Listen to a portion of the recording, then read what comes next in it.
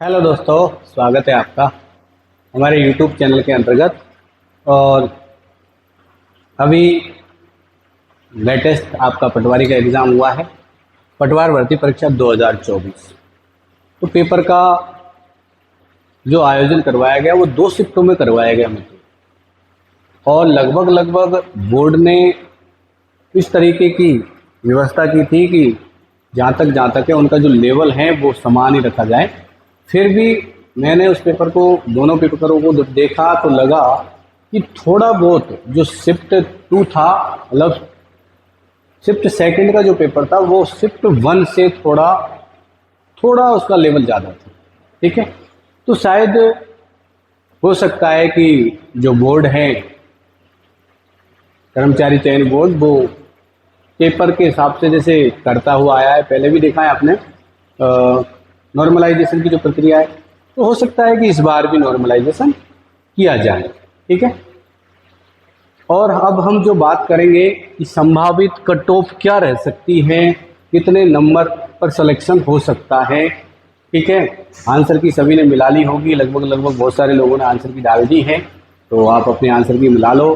तभी उसके बाद आपको ये देखना है कि कितना, एक में एग्जैक्ट तो नहीं बता सकता क्योंकि एक अनुमान होता है, उसके आधार पर ही हम ये इस तरीके की कट ऑफ जो जारी करते हैं। तो आज हम बात कर लें कि संभावित कट ऑफ क्या रहने वाली है पटवारी की एग्जाम की। देखिए, पेपर का लेवल इतना नहीं था। अगर हम बात करें तो पेपर सामान्य था, सामान्य से थोड़ा अधिक लेवल है पेपर का, सामान्य से थोड़ा अधिक। ना तो हम उसको टफ तो बिल्कुल कह ही नहीं सकते और मीडियम भी नहीं कह सकते, मगर सामान्य, पूरी तरह से सामान्य भी नहीं कह सकते क्योंकि ये बिल्कुल सामान्य पेपर नहीं है। तो सारे बालकों का कहना था कि बहुत ज़्यादा इजी दे दिया, ऐसा नहीं है। कई बार देखो ऐसा होता है कि हमें लगता है कि बहुत ज़्यादा इजी पेपर है और हम बहुत ज़्यादा क्वेश्चन अटेम्प्ट करके आते हैं और उसमें ही नेगेटिव होने की संभावना बहुत ज़्यादा रहती है। तो सामान्य से थोड़ा अप मान के चली है। तो अब इसकी कट ऑफ की अगर हम चर्चा करें तो ये नहीं है कि बहुत ज़्यादा कट ऑफ 140 जा रही है, 135 जा रही है, ऐसा नहीं है। मेरा मानना क्या है, मेरा एक अनुमान है, उसके आधार पर हम चर्चा करते हैं। तो जैसे कट ऑफ की बात करते हैं तो सबसे पहले हम जनरल, बॉयज़ और गर्ल्स में दोनों यहाँ पर बताने वाला हूँ आपको। बॉयज़ और गर्ल्स कैटेगरी, अगर जनरल की बात करें मित्रों, ठीक है, तो जनरल में मेरा अनुमान ये कहता है कि लगभग आपका 125 के आसपास कट ऑफ रह सकती है, 125 से 128। ठीक है, अगर गर्ल्स की बात करें तो यहाँ पर कट ऑफ रह सकती है 122 से 125। ये मेरा अनुमान है, एग्जैक्ट नहीं है। ठीक है, उसके बाद हम बात करते हैं ईडब्ल्यूएस की। ईडब्ल्यूएस की अगर बात करें तो ईडब्ल्यूएस की जो कट ऑफ है वो आपके रह सकती हैं 118 से 121। यहाँ रह सकती है 115 से 118 के मध्य में, ये गर्ल्स की कट ऑफ।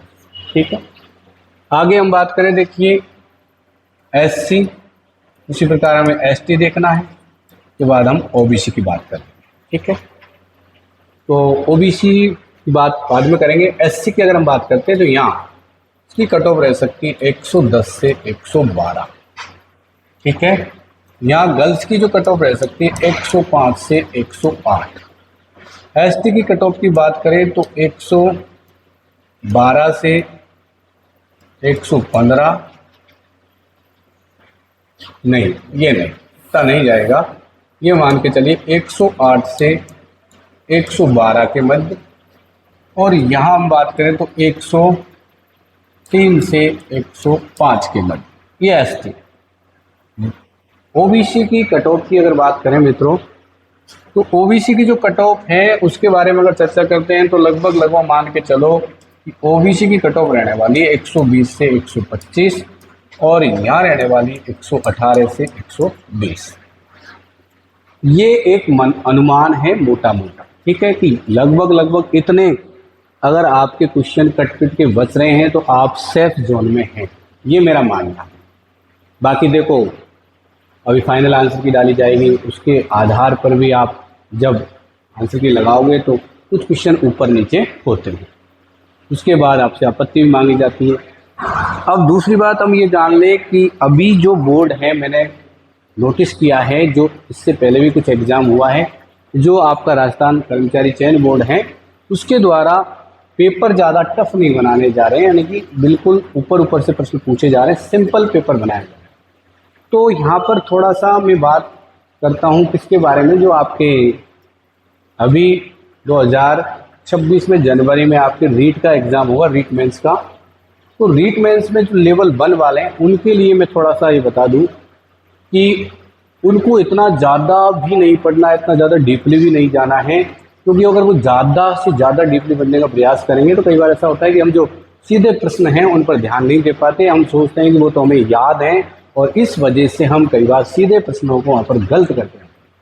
तो आगामी भर्तियों में ध्यान रखें कि सीधे प्रश्न गलत ना हो, क्योंकि ये मान के चलना कि जिन बालकों के द्वारा सीधे प्रश्न अगर गलती से भी गलत होते हैं तो ये मान के चलो कि वो पूरी तरह से कंपटीशन से बाहर हो जाते हैं।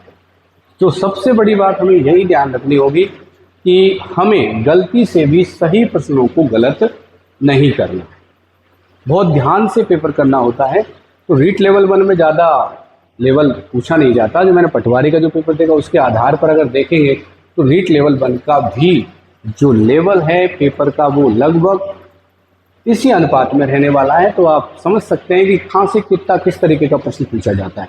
तो सबसे बड़ी ध्यान रखने की बात यह है कि हम सीधे प्रश्नों को सही करें। टफ प्रश्न का ऐसा है मामला कि अगर वो गलत भी हो जाए तो उनका इतना ज़्यादा हमारे जो प्रतियोगी परीक्षा है उसकी जो कट ऑफ मार्क्स उसका इतना नहीं पड़ता है, हम उससे बाहर होने की संभावना कम रहती है। मगर जब हम सीधे प्रश्न गलत करते हैं तो पूरी संभावना रहती है कि हम उस कंपटीशन से बाहर हो रहे हैं। ठीक है, चलिए अगले वीडियो में हम आपसे मिलेंगे और हम चर्चा करेंगे कि अभी 6 महीने आपके रीट मेंस एग्जाम के बचे हुए हैं। तो 6 महीने में कौन कौन से पोर्शन को किस किस तरीके से पढ़ना है, कितना लेवल पढ़ना है, कौन से पोर्शन से कितने कितने क्वेश्चन आने की संभावना रहती है, उन सब का क्लासिफिकेशन लेकर के मैं आऊँगा आपके सामने। तब तक के लिए मित्रों आपको ध्यान रखना है, मेरे वीडियो को सब्सक्राइब कर लेना है, ठीक है, अपने मित्रों में शेयर कर देना है, और ज़्यादा से ज़्यादा अगर हम बात करें तो लाइक करना है, बेल आइकन को दबाना भूलना नहीं है। ठीक है मित्रों, चलते हैं, फिर मिलते हैं आपसे। जय हिंद, जय भारत।